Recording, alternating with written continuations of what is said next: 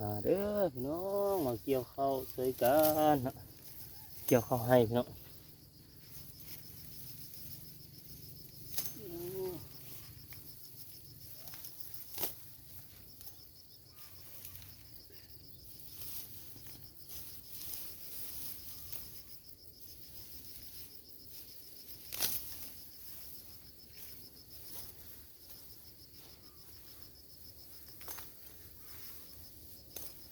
ข้าวนี่เริ่มง่อยแล้ว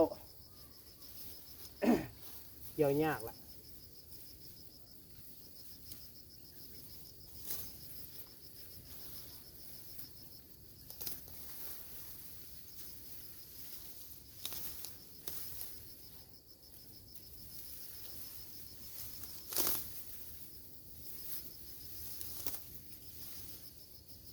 เกี่ยวยากละพี่น้องเขาง่อยเจ้าสุดท้ายเขาเกี่ยวปะเบอแล้ว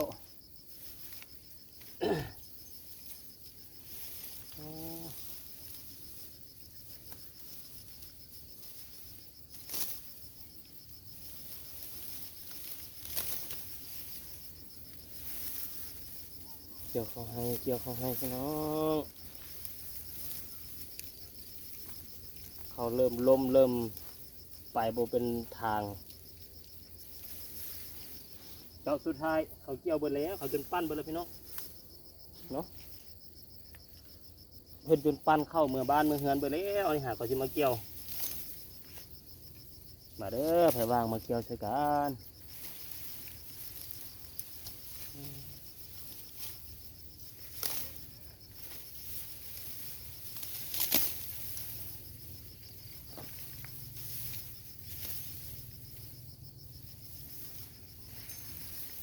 เกี่ยวยากแล้วพี่น้องเกี่ยวยากแล้วเข้ามาบุไปเป็นที่เป็นทางเลยนี่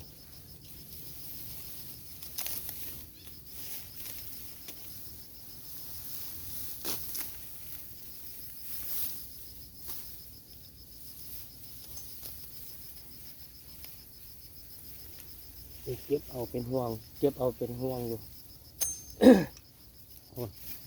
เขาอยู่พื้นพี่ก็มี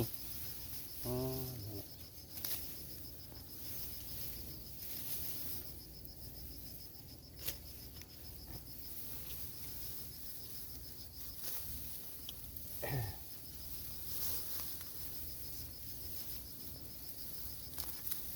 เกี่ยวลาเกี่ยวหลุนมูนะพี่น้องเอ้ย